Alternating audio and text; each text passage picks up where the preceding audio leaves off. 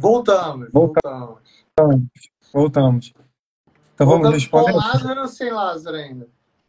com Lázaro. Com Lázaro. Ainda morto, ainda morto. Ainda morto. E aí, Exatamente. Davi, explica um pouquinho essa história pra gente aí.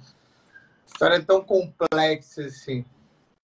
Jesus tinha poder para curar à distância? Sim. Uma prova disso foi o segundo milagre que Jesus realizou, certo? Sim. Lá em João capítulo 4, finalzinho do capítulo, Jesus ele cura o filho de um oficial romano à distância.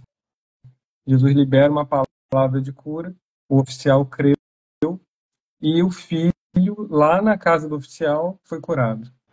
Então, Jesus pode fazer o que ele quiser, a hora que ele quiser, onde ele quiser, com quem ele quiser. E ele não precisava andar os 3 dias, por exemplo, para ir lá. Não precisava. Porém, foi o que você falou, a história, lá em João capítulo 11, a história vai ser narrada com Lázaro se encontra enfermo e o texto vai dizer mandaram mensagem para Jesus, como não tinha WhatsApp, né, e comunicação não era dessa forma rápida. Tinha, né? Nem e-mail tinha. Nem e-mail, não tinha nada, né? Às vezes eu falo umas coisas com a Stephanie, eu falo, Stephanie, não existia e-mail antigamente, tal, era carta, a Stephanie fala assim, não é possível, como que as pessoas falavam, né? Eu falo, não era tão simples assim. Eu vivi essa época e acho estranho. Né? E eu vivi. Estranho, imagina o pessoal que nasceu depois, né? Na minha época, para falar com o pessoal em Pádua, com os parentes, eu tinha que ir na casa de uma vizinha, que era a única na rua que tinha telefone com fio, pagar um valor para ela para eu poder usar o telefone e ligar. Olha só. Claro que eu era bem muito caro, né, cara? E era caro. Era caro, a linha era cara, era trocada galera... em carro e o caramba, né? A galera investia, né? Vou comprar umas linhas telefônicas para deixar pro meu filho de herança. Exato, depois vender. Para você ver, né? Como o tempo passa. Então Jesus recebe o recado e a Bíblia também não se preocupa em falar exatamente por que Jesus não foi, por que ele não pegou e liberou uma palavra de cura, ou porque ele não foi na mesma hora. Mas o fato é que Jesus, ele propositadamente, ele demorou um pouco mais. Ele sabia o que ia acontecer e ele fez tudo de forma intencional, pensado. Então Jesus chega lá, ainda com 2 dias naquele lugar que nem você falou, aí depois ele se desloca para a Judéia e chegando lá começa a ver o choro, a tristeza, o alvoroço pela morte, isso é compreensível, né? E aí ele tem ali 2 encontros, um com Maria, outro com Marta, e nos 2 casos, e principalmente com Marta, Jesus vai falar, Jesus chega a falar para ela, Marta, se você crê, você vai ver a glória de Deus. Você crê, você vai ver a glória de Deus. E só abrindo um parênteses aqui, para falar aí aos nossos corações, não é o impossível aos nossos olhos que vão determinar o final de uma história, né? O final de uma história. Jesus já tinha curado enfermos, já tinha multiplicado pães, peixes, já tinha feito muita coisa, muitos milagres. Ele já tinha feito uma ressurreição, né? Já alguma pessoa quase em óbito, ele já tinha... Tá vendo aí. Chamego danado, pai coruja danado. Flamenguista doente, tenho certeza. Flamenguista doente. Mas se eu não me engano, na Bíblia fala que ele, ou uma pessoa muito próxima ao óbito, ou já estava em óbito, ele já tinha feito quase ressurreição ou ressurreição, não é isso? Você vai poder falar melhor do que eu. Então, salvo engano, eu creio que essa foi a primeira pessoa que Jesus ressuscitou. Eu vou Lázaro? confirmar essa informação e Eu posso estar errando na cronologia. a gente passa aí depois. Mas, Não, tranquilo. assim, Mas mesmo houve mais de uma ressurreição, né? Sim, Jesus ressuscitou o filho de uma viúva. Isso. E... Eu posso estar errando na cronologia. Sim. Então, mesmo algo que nós nunca vimos acontecer, se Stephanie falou a filha de Jairo. Ó. Filha de Jairo também, filha de Jairo. Então, mesmo que nós não estejamos vendo uma solução, se for preciso, e se Deus quiser, Ele cria uma solução. Tem um louvor Deus diz que Ele abre porta onde não tem parede. Então é algo que Deus pode fazer e tremendo. Então, entendendo todos esses detalhes de Jesus, a sua demora, enfim, ele chega, fala com Marta, fala com Maria. O texto bíblico vai até ser enfático em dizer que Jesus chorou. Olha, eu ia, foi bom você falar isso, que eu ia pedir para você complementar. Eu li que Jesus chora 2 vezes na Bíblia, né? Relatado. Uma é quando Jesus chora ao ver Lázaro não, né? Mas ao chegar até Lázaro, e a outra é na crucificação, né? E muito questionado, e eu também me questionei, óbvio, por isso, Jesus sabendo que ia ressuscitar a pessoa e ainda chora. Eu cheguei à conclusão pessoal, por exemplo, que quando, mesmo acreditando, por exemplo, o familiar chega na UTI, mesmo acreditando que ele vai melhorar e vai sair, ele chora também de tristeza. Pelo menos foi a minha conclusão, não sei a conclusão teológica em cima disso. Foram 2 vezes que Jesus chorou e realmente era por isso ou não? Então, Jesus chorou com a morte de Lázaro e a cerimônia, vamos dizer assim. E a Bíblia fala que Jesus chorou também entrando em Jerusalém e vendo a situação, vamos dizer assim, religiosa, o afastamento do povo de Deus. Sim. Esse afastamento entre o povo e Deus.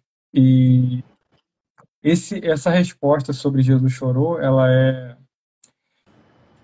A gente tem uma resposta mais, assim, humana. A Stephanie botou Getsemane. Tem uma resposta humana que é interessante, que, tipo, mesmo sabendo o que iria acontecer, Jesus estava vivendo com toda a intensidade cada momento. E naquele momento, olhando para a cerimônia, para a tristeza, para os enlutados, ele chora no sentido de tristeza. É uma possível resposta. Se nós entendermos que Jesus, ele, quando assume a forma humana, ele precisou se alimentar, Mateus 4, ele fala que ele teve fome lá no deserto, teve sede depois dos 40 dias. Então, existia a parte humana, assim. Então, provavelmente, Jesus, além de fome e sede, ele sentiu frio no inverno, sentiu calor no verão, sentiu... se comesse alguma coisa não muito legal, teria um problema ali de estômago, de intestino, alguma coisa assim. E pensando assim, ficava triste, exatamente. E nessa de ficar triste, é provável que ele tenha chorado por tristeza. É uma resposta. Tem uma resposta também mais teológica, que diz que Jesus teria chorado porque ele contemplou Lázaro na eternidade, na glória, com o Pai, e ele chora por ter que chamar Lázaro de volta, e Lázaro teria que continuar mais alguns dias, meses ou anos vivendo nessa terra e passando pelas coisas que nós passamos, por tristezas, provações. É também uma possível resposta do porquê Jesus chorou, né? Interessante. É uma resposta lógica, inclusive. É, É mas o mais texto, fácil viver com Deus, é muito melhor viver com sim, Deus, né, do que viver na Terra. Né? mas o texto dá a entender, numa leitura assim contínua, que Jesus chegou no funeral e chorou como qualquer um Ficou choraria. triste, isso que eu entendi também. É. Então, aí Jesus, depois de conversar com Marta,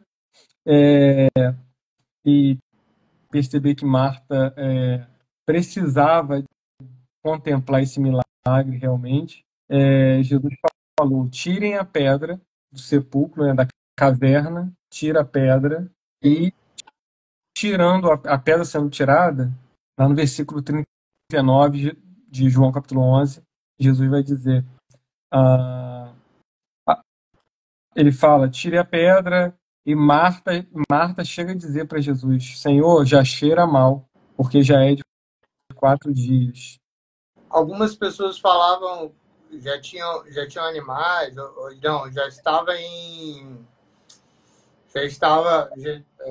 tem a palavra Decomposição? que eu perdi, em decomposição, já estava em decomposição. Existem algumas pessoas também que citam isso também, né? 4 dias.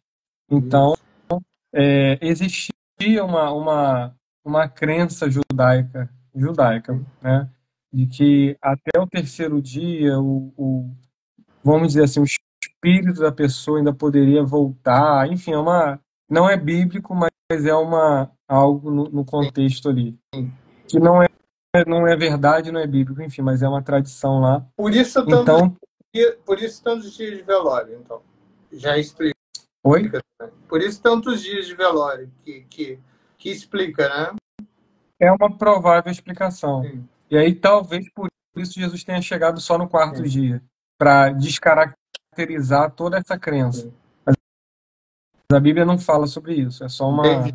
juntando os É algo detalhes ali teológico, sim. da tradição. Né? E aí Jesus vai dizer, tiraram a pedra no versículo 41, e Jesus levantou os olhos ao Pai e disse, graças te dou por haveres me ouvido, ou porque sempre me ouves. E no versículo 43, Jesus grita, né? Ele clama com grande voz, Lázaro, vem para fora. E aí Lázaro, versículo 44 vai dizer que o defunto saiu, olha. Esse detalhe é muito interessante, né? Podia falar, Lázaro Sim. saiu, mas vamos afirmar que estava morto, Sim. então foi o defunto que saiu. E Saiu as morto. mãos, tendo as mãos e os pés ligados com faixo, seu rosto envolto no lençol, disse-lhe Jesus, desatai-o, né? Solte-o. E foi assim. Então, muitos, pois, dentre os judeus que tinham vindo a Maria e que tinham visto o que Jesus fizera, creram nele. Olha só que interessante. Se Jesus tivesse liberado uma palavra lá no início, é provável que muitos desses judeus não teriam crido. Foi mais um termo curado. Que eu imaginava que era o objetivo mesmo, né? É. O objetivo, talvez, você ainda falou da descaracterização, né, do terceiro dia, enfim, talvez também seja um dos objetivos, mas o objetivo da fé, né, da crença, realmente ele faz o impossível, né? Porque apesar de ter curado o paralítico, o paralítico às vezes tinha uma doença transitória, ele ter curado, não, mas isso daí estava com problema psiquiátrico. Não, ele pegou uma pessoa que estava morta há 4 dias e falou, vem pra cá, né? Inquestionável. Exato. Não tem como questionar, vai questionar o quê, né? Exato, sei lá dentro vai questionar o quê? Vai falar o quê, né? Saiu andando, cara, né? E assim Jesus começa a selecionar, né? Ele era popular, todo mundo já ouvia falar sobre ele, e aí ele começa agora a selecionar quem de fato iria segui-lo. E para seguir a Jesus, Ah, nós não precisamos admirar o seu poder, seus milagres, o que ele faz. Não. Nós temos que crer na obra dele, na palavra. É Crer mais, né? quem ele é, né? Tem a Quem ele é. música, tem uma música que eu gosto muito de Jó, né? Que a Stephanie vai saber, a pessoa que canta, é uma moça que canta que ela fala, né? Jó crê em Deus não pelo que ele fez, mas pelo que ele é, né? Por quem ele é, né? Isso é muito forte e mostra maturidade na fé, né? Exatamente. É Lázaro como amigo de Jesus, Lázaro como amigo de Jesus, topando esse desafio. Imagina se Jesus tivesse para ele falado para ele, só imaginando, Lázaro, eu preciso que você fique doente e morra. Você faz isso por mim? Não se Exato. preocupa não, você vai ressuscitar daqui a pouco. Mas eu vou te deixar 4 dias ali, 4 dias entendeu? vai cheirar mal, mas depois eu vou te trazer de volta. Mas por quê? Não, porque tem pessoas que precisam crer, pessoas que não creem ainda vão crer. Você me ajuda nessa missão? Então, ser amigo de Jesus, topar as coisas que Jesus quer fazer, só Não topa era fácil, quem né? vive com Não era propósito. fácil. Não é Ele só não pode fácil. falar antes, né? Mas eu acho que é um pouco da nossa vida. Ele só não pode contar antes a história. Mas eu acho que é um pouco da nossa vida, né, Davi? Imagina se nós soubéssemos tudo que nós vamos passar, se nós soubéssemos todos os sofrimentos e tudo, as pessoas falariam, você passaria de novo? Ah, se eu soubesse hoje, eu passaria, mas e aí, se você soubesse na hora, né, antes de passar? Qual, qual, Verdade. qual que é a fé, né? E além disso, aí agora sim, nós indo um pouquinho para a parte final. Lázaro, mais alguma nuance? Não, só o que a Stephanie colocou aqui é interessante, que Marta e Maria, elas praticamente colocam a culpa da morte em Jesus. Elas criam tanto em Jesus, que Jesus poderia curar o irmão, que E em elas amizade, criaram uma expectativa, né? a amizade era tão grande que eles tinham a intimidade, elas tinham a intimidade até de culpar a Jesus. Olha só, que ousadia, né? Se você tivesse aqui, meu irmão não teria Exato. morrido. Olha Você só, poderia ter você curado ele, né? Eu vi isso. poderia ter Eu curado. li isso, eu li isso também É na passagem, forte. né? Elas falam, se você tivesse vindo antes, algo do tipo, né? Se você tivesse vindo antes, você teria curado ele, né? E não teria morrido, né? Isso é bonito, esse tipo de relacionamento, de amizade, é legal. Só que só que elas limitaram Jesus. Elas criam um Jesus que poderia curar enfermos, mas não criam um Jesus que poderia ressuscitar um morto. Olha que interessante, né? Ou viver, né? Ou levar a pessoa para a eternidade, né? Porque também estavam vivendo o momento, né? Ou Um seja, momento. o momento terreno, né? Então, talvez se ela tivesse falado assim, Jesus, se é para morrer, né? Que vá para a eternidade, que vive ao lado de Deus, né? Algo do tipo Exatamente. assim. E na E Davi, nós temos. parábola, Fala para nós, já inicia e já dá o contexto. aí concluindo, fechando sobre o sermão ele vai ter essa característica de uma explicação, uma exposição bem demorada, bem fundamentada. E a parábola, em geral, é uma história curta que vai colocar. O termo significa colocar lado a lado, parábola, né? A palavra original grega. Então, colocar lado a lado. Então, o que Jesus fazia com isso? Ele pegava uma verdade eterna, celestial, e colocava essa verdade ao lado de uma história comum, cotidiana, do povo, algo difícil de ser compreendido, celestial, espiritual. Jesus explicava de forma terrena em comparação. Então, Jesus É vai como dizer. se ele fizesse um pleonasmo, né? É, Ele pegava uma história popular e ele acabava colocando como uma história de difícil compreensão. Né? Isso aí.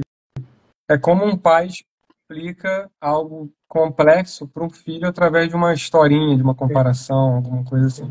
E esse método é muito interessante e facilita. Porque na verdade, se você for falar para mim de engenharia elétrica, eu não vou entender absolutamente nada, né? Mas se você, por exemplo, falar de resiliência, que é a força que o ferro recebe, depois ele manda de volta, vou falar, agora eu estou entendendo um pouquinho do que é força, o que é energia, né? Então é diferente, assim, né?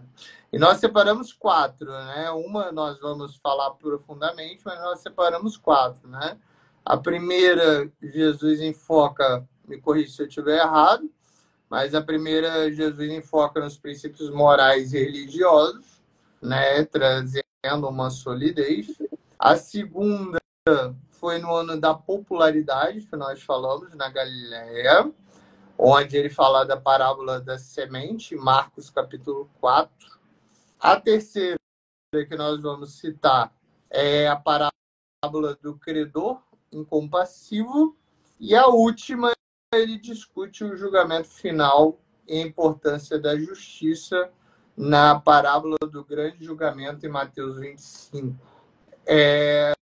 Essas são as principais? Ou você citaria mais alguma?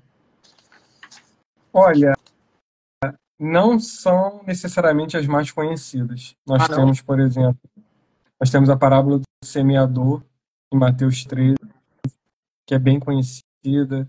O semeador semeia em terrenos diferentes, e depois Jesus explica, dá o significado dessa parábola.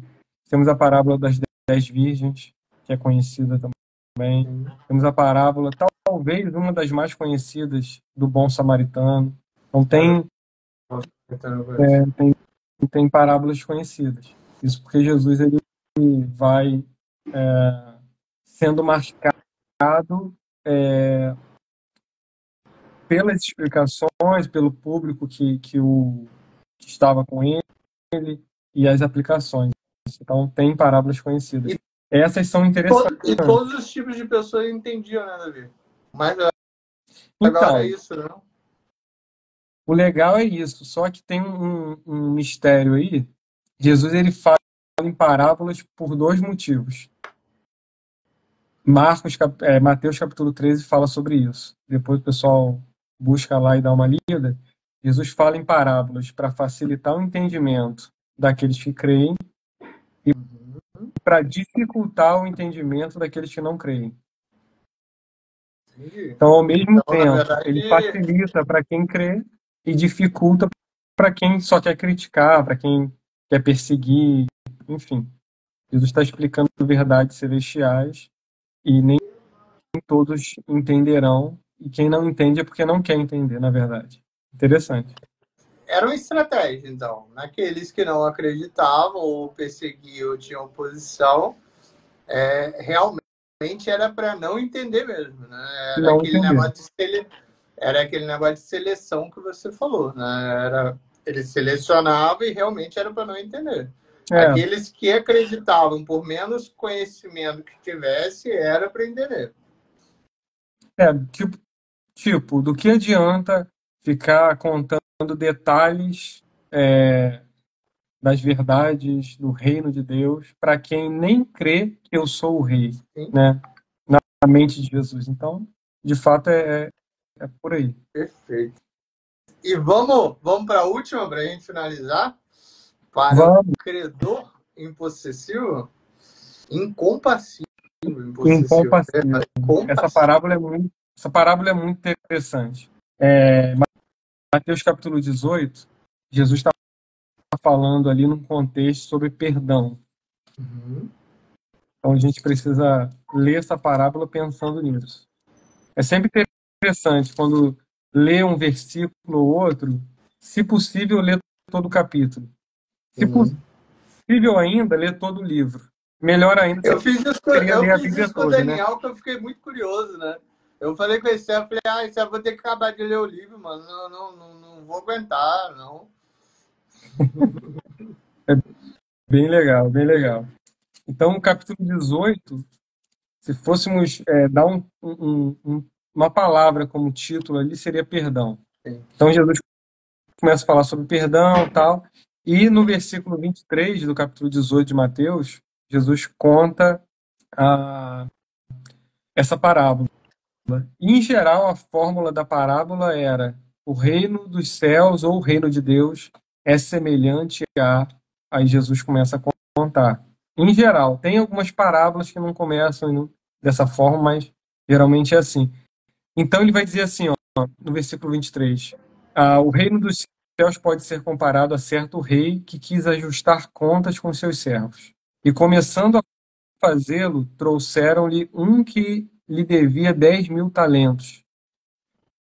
Não tendo ele com que pagar, o seu senhor mandou que ele, sua mulher e seus filhos fossem vendidos com tudo que tinha para que a dívida fosse paga.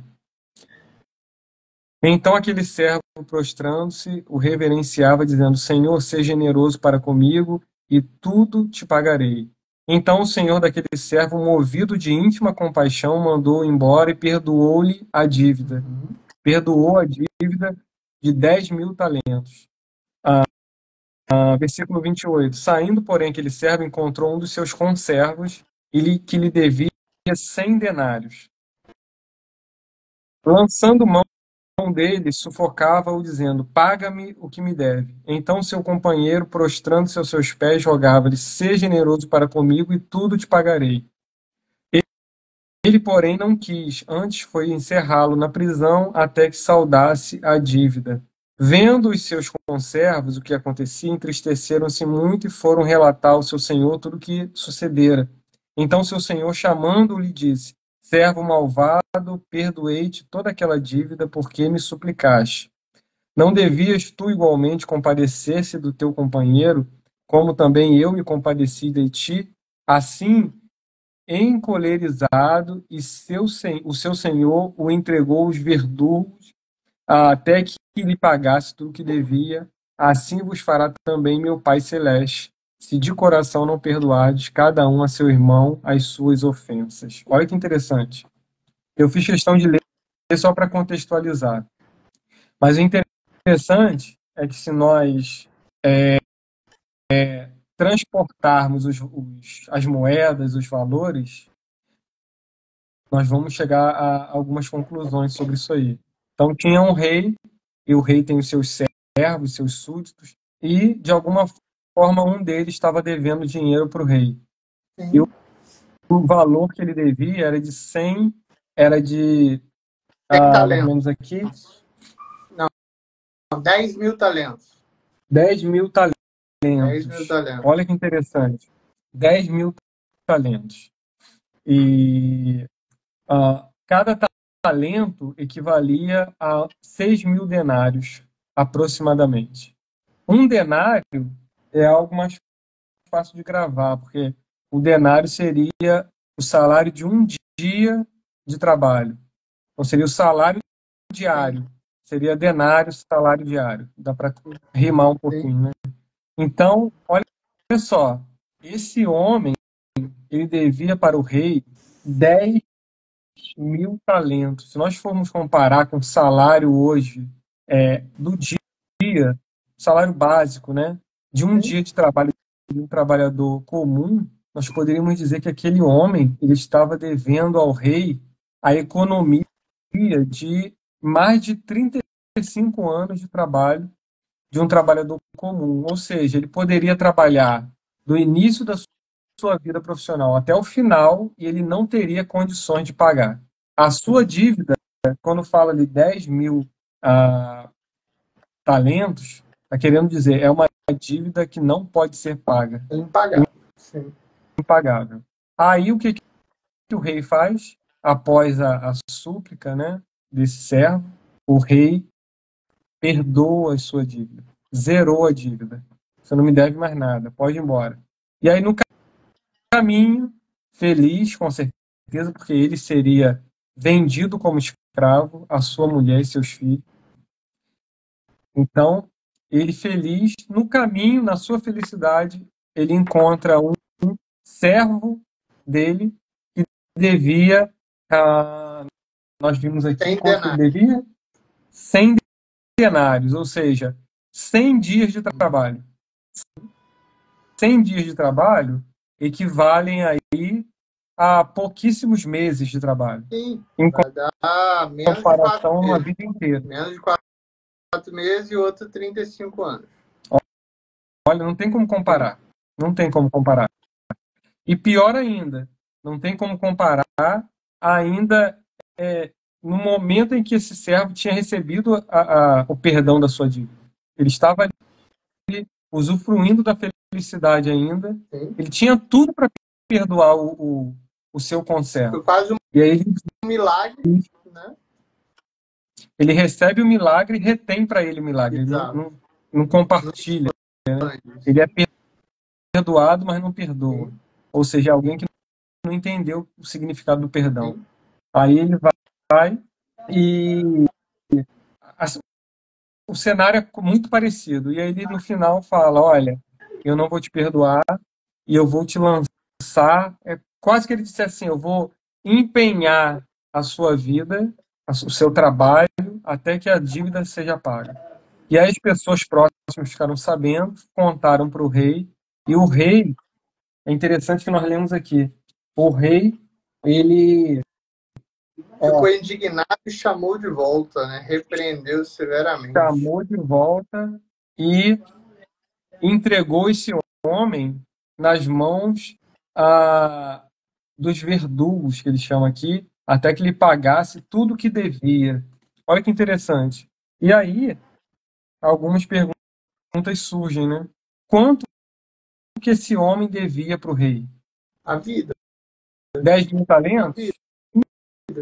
Não. Porque ele tinha sido perdoado. Não, sim. Né? Aí fala, é verdade, você tá certo. Mas aí fala, para Deus ele não devia nada, né? Mas ele havia sido perdoado. Mas antes ele devia a vida, né? Então, a gente precisa entender isso. Eu entendi sua comparação agora. Ele foi perdoado, mas mesmo assim, depois o rei ainda chamou como se não tivesse perdoado também, né? Então, aí o que ele de fato estava devendo para o rei? Era dinheiro, 10.000 talentos, ou era uma atitude sincera de coração? Entendeu? Entendi. Entendi. Ele estava devendo mais dinheiro, ele estava devendo agora honra, né? Ele estava devendo era mostrar que ele foi transformado pelo perdão. Tem uma frase interessante que diz assim, logo no início da criação, em Gênesis capítulo 1, Deus fala assim, haja luz. Tem uma frase de efeito teológica tremenda que diz assim, antes de Deus falar haja luz, Deus teria dito haja cruz. Haja cruz. Porque antes de criar tudo, e sendo Deus sabedor de tudo que ia acontecer, inclusive o pecado, Deus devia tomar a decisão de resgatar a humanidade. Por isso a cruz. Aí tem uma outra frase que vai dizer, antes de Deus dizer haja luz, e antes de dizer haja cruz, Deus teria dito haja perdão. E o perdão ele estaria sendo esse ato que sustenta todo o universo. Antes de criar o homem, saber que o homem ia se desviar, Deus tinha que decidir se perdoaria o homem ou não. Se haveria a segunda chance, o perdão ou não? Né?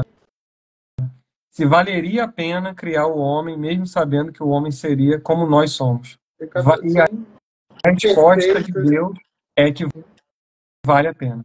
Vale a pena. Amém por isso. Né? Amém. Vale a pena. Amém. Depois você fica com o coração limpo. Eu vivi essa experiência. É muito diferente. É muito diferente. Você ficar com o coração limpo, independente do que a pessoa fez, enfim, é muito diferente. E essa parábola é devido à pergunta de Mateus, né? Porque Mateus pergunta a Jesus, Senhor, quantas vezes devemos perdoar? Né? 7 vezes? Foi Pedro? Perdão. Pedro pergunta a Jesus quantas vezes ele vai perdoar? 7 vezes? Aí ele fala 70 vezes 7, né?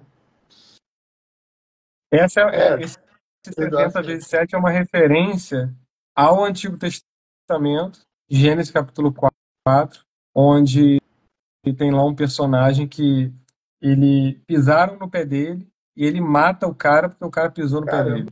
Aí ele diz assim, ó, se Caim matou Abel e quem vingasse a morte de Abel, fizesse alguma coisa contra Caim, seria vingado 7 vezes, comigo vai ser 70 vezes 7. Em algumas versões, 77. E aí Jesus está mostrando para Pedro até quantas vezes eu devo perdoar o meu irmão. Né? Jesus fala até 70 vezes 7. Mostrando para Pedro o seguinte, que esse ímpeto que nós temos para vingança, para responder, né, aquela palavra assim de na mesma hora. Até mesmo exceder, né, Davi? Aquelas pessoas falam que tem pavio muito curto, né? Mas na verdade hoje a gente já sabe que é a pessoa que não tem inteligência emocional, né? Não existe mais pavio curto, né? Jesus está falando, Pedro, esse ímpeto que você tem, que o ser humano tem para vingança, né, para responder, para, enfim, para brigar, ele é transformado a um ímpeto para perdoar. Em Deus. Em Deus é possível. É fácil? Não. Quando Deus pensou em perdoar a humanidade, vamos dizer assim, teologicamente, Deus sangrou. Jesus na cruz sangrou para oferecer o perdão de Deus à humanidade. Então, perdoar não é algo assim, tá bom, te perdoo. Não. Perdoar é algo que nos machuca também. Sangra, machuca. Mas é possível em Deus. É possível. Se Deus, que é Deus, pode perdoar, quem somos nós para não perdoar? Né? Quem somos nós? Né? E a conclusão da parábola é exatamente essa. Se nós não perdoarmos, nós não seremos perdoados. Mas isso não é uma troca, vamos dizer assim. Em outras palavras, seria quem foi perdoado por Deus tem a sua vida transformada para poder perdoar qualquer um. Sabe por quê? Porque não existe nada que você... Não existe nada... eu estou vendo aqui Lucas, Ângela, Fernanda, enfim, não existe nada que ninguém possa fazer contra mim que seja maior do que eu fiz contra Deus. Não existe nada. A comparação foi essa. O homem devia para o rei algo incomparavelmente maior do que o seu próximo devia para ele. Então, qualquer coisa, por pior que seja, que alguém faça contra mim, não será comparada ao que eu fiz para Deus. O que eu fiz para Deus?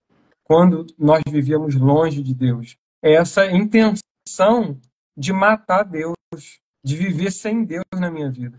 Quem vive sem Deus, por mais honesto que seja, por mais bom nas suas atitudes que seja, está querendo matar Deus da sua vida. Isso é impossível. Mais do que isso, né, Davi? O que ele fez por nós, né? O que ele passou por nós, né? O que ele, como ser humano, para perdoar os nossos pecados, independente se nós fôssemos pecadores ou não, acreditássemos ou não, perdoássemos ou não, o que ele passou para nos perdoar, né? Então, assim, aquela pessoa que leva para o coração mesmo, ou seja, não se transforma devido ao perdão, é uma pessoa que sofre, cara. Eu te falo que é uma pessoa, né, até mesmo por experiência mesmo, antes de encontrar Deus, assim, me ensinar isso também, é uma pessoa que sofre, porque, querendo ou não, ela guarda aquilo todos os dias, né? Ela vive daquilo todos os dias. Verdade. Fechamos? Fechamos. Daqui a pouco vai encerrar também aqui a live. Fechamos. Agradecer ao pessoal, né? Eu acho que tiveram hoje mais de 30 pessoas. Hoje, para mim, pelo menos, né? Espero, obviamente, com a live a gente sempre a considera melhor que a outra, mas para mim foi a melhor live. Obrigadão, irmão. Deus te abençoe. Obrigado por tudo. Obrigado, pessoal, que está participando conosco. Pessoal, o Davi acabou de falar, sem Deus é uma morte, né? Como se nós não estivéssemos vivendo. Então, vivam com Deus. E não estamos falando em nenhum momento de religiosidade ou algo do tipo. Estamos falando de Deus mesmo. E convidar para o próximo episódio, na próxima quinta, mas eu vou passar a palavra para o nosso mestre, Davi. Próxima quinta, às 16h15, né? 4h15 da tarde. Estejam conosco, vamos falar sobre morte, sepultamento, ressurreição de Jesus. Vai ser algo tremendo, e eu creio que Deus vai, como já tem feito, Deus vai reorganizar a nossa história de vida para entendermos o nosso propósito nele, sermos transformados dia após dia, semana após semana. Deus é tremendo, Deus é maravilhoso. Amém. Amém? Amém. Vamos orar? Tem tempo aí de você orar? Tem tempo? Vamos orar? Vamos orar sim ao Senhor. Dá tempo? Então vamos lá. Vamos lá, vamos orar. Em nome de Jesus. Pai, oramos a Ti, Pai, com um coração grato, porque tivemos alguns minutos, Deus, de meditação na Sua palavra, e não só meditação, Deus, mas o Senhor também, nesse tempo, falou aos nossos corações. Eu creio dessa forma, Deus. Eu senti a presença do Senhor aqui onde eu estou. Eu creio que o Alexander sentiu o mover do Senhor na sua vida, e eu creio também que irmãos aqui foram tocados, foram esclarecidos em alguma coisa e tiveram a oportunidade de entender que existe um propósito de vida que nós precisamos entender e viver, Deus, enquanto estivermos nessa terra, Deus. E esse propósito vai ser entendido quando nós estivermos em comunhão com o Senhor, Pai, quando experimentarmos o seu poder, da transformação do Senhor na nossa vida. Nós oramos por isso, Deus. Se existe algum irmão aqui, alguma pessoa que ouviu esse episódio, essa live, entendeu o que nós queremos falar a respeito do Senhor, a respeito do perdão, a respeito dos seus milagres, e quer decidir entregar a sua vida e viver exclusivamente, completamente para o Senhor, Deus, nós abençoamos essa vida, Deus, e pedimos ao Senhor que faça morada nesse coração, transforme, mude essa história, Deus, perdoa os pecados, Pai, tem o seu livro, seu nome escrito no livro da vida, e que possamos juntos caminhar, Deus, no nome de Jesus, Pai, caminhar porque precisamos, Deus, de comunhão com o Senhor, precisamos estar com o Senhor, Pai, completamente, Senhor, em propósito de vida, precisamos estar com o Senhor, Pai, verdadeiramente, entendendo a nossa missão, a missão do Senhor para a nossa vida. Em nome de Jesus, somos gratos, Pai. Amém. Glória a Deus. Glória a Deus. Irmão, obrigado, amém. Viu? Amém. Até semana que vem, se Deus quiser. Vamos nos falar antes, nos falamos todo dia, mas aqui na live até semana que vem, 4h15, último episódio sobre Jesus Cristo, e já preparados os próximos episódios também. Amém. Deus abençoe a todos. Amém. Fique com Deus, irmão. Jaqueline, Levi, um beijo. Boa tarde. Fique com Deus aí. Tchauzinho. Até mais. Tchau, tchau. Paz. Paz.